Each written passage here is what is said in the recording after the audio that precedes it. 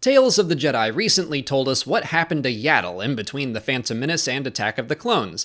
Actually, it was during The Phantom Menace, but prior to leaving for Naboo for Qui-Gon Jinn's funeral. She stepped down from the Jedi Council and followed Dooku to a meeting with Darth Sidious. She attempted to bring Dooku back to the light side, but was murdered for her efforts. Not before she got to be an absolute boss, but still, that's how she died.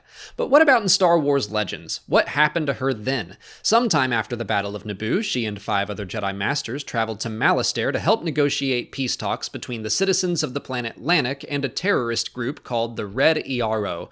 But the senator of Malastare, Axe Mo, allied himself with the terrorists and covertly attacked the Jedi. The Red ERO openly attacked the Jedi, but were defeated. 6 years after The Phantom Menace and 4 years before Attack of the Clones, she traveled with Obi-Wan Kenobi and Anakin Skywalker to the planet Mawan. It had been in the midst of a civil war for 10 years thanks to 3 rival crime lords.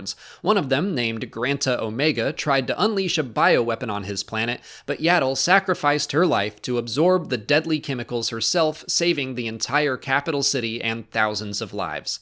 And that's pretty much it. There aren't a ton of Yaddle tales and legends, especially after The Phantom Menace. These 2 stories can be found in the 1998 run of Star Wars comics by Dark Horse and the 2003 young reader novel Jedi Quest: The Shadow Trap.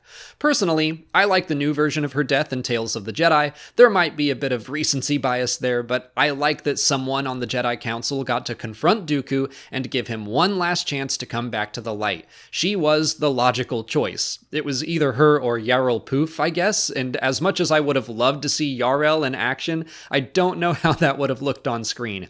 But Yaddle is the closest Dooku can get to facing and killing his former master, Yoda.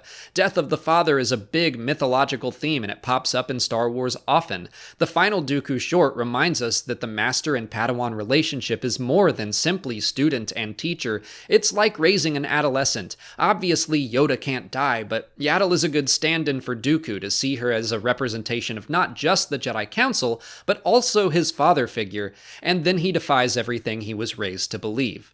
I like the detail that Yaddle stepped down from the Jedi Council and admitted to Dooku that he was right about many things. I love the moment of her reaching her hand out and asking him to join her. It's a great flip of so many times we've seen the Sith do that, tempting characters to the dark side. And her final moment of lifting the door back open to let the light in, even if it was brief, was amazing.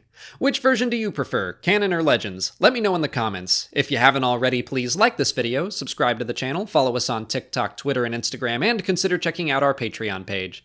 As always, thanks for watching, and may the Force be with you.